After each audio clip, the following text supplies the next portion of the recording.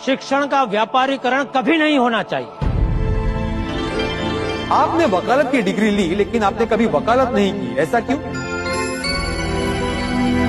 देखिए, सत्याग्रह की लड़ाई दो प्रकार की होती है, एक जुल्मों के विरुद्ध और दूसरी अपनी दुर्बलता के विरुद्ध। मैं ठहरा किसान का बेटा, मुझसे किसानों की परेशानी देखी नहीं जाती थी, इसलिए मैंने वकालत की जगह गांधी जी का सत्याग्रह का रास्ता अपनाया और कूद पड़ा, किसानों पर लगा हुआ लगान माफ करवा। और वल्लभ भाई, बारडोली सत्याग्रह के बाद आप बहुत फेमस हो गए थे, आपको सरदार की पदवी दे दी गई थी। देखिए, हमने जब भी बारडोली का सत्याग्रह किया और उस सत्याग्रह में हमें जीत मिली, तो कुछ महिलाओं ने मिलकर हमें सरदार की उपाधि दी।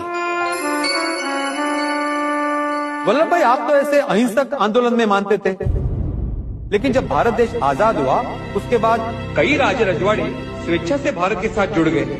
उन्होंने अपना साम्राज्य भारत माँ के चरणों में समर्पित कर दिया, और जो स्वेच्छा से नहीं जुड़े उनके लिए आपने सैन्य भेजा। मेरे लिए देश को एक रखना मेरा कर्तव्य भी था और मेरा धर्म भी। अगर कहीं भी थोड़ी सी भी चूक हो जाती तो हमारे स्वतंत्र सेनानियों ने जो लाठियां खाई थी, क्रांतिकारियों ने जो अपना खून बहाया था, वो सब व्यर्थ हो जाता, देश के टुकड़े टुकड़े हो जाते। इसलिए किसी को डराकर, किसी को समझाकर, कहीं सैन्य भेजकर भारत को एक किया। तो आप हमारे देशवासियों को आज क्या कहना चाहेंगे? देखो भाई, हमारे देश में भले अलग अलग भाषाएं बोली जाती हो, अलग अलग प्रदेश के हिसाब से अलग अलग रहन सहन हो,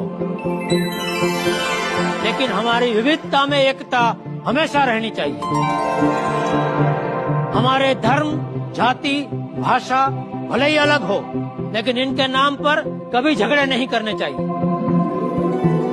हमारा एक ही धर्म है और वो है भारतीयता। हमें ऊंच नीच, अमीर गरीब और जाति पंथ के भेदभाव को हमेशा के लिए समाप्त कर देना चाहिए। हमारे देश को हमेशा अखंड बनाए रखना। बोलो भारत माता की जय। वंदे मातरम।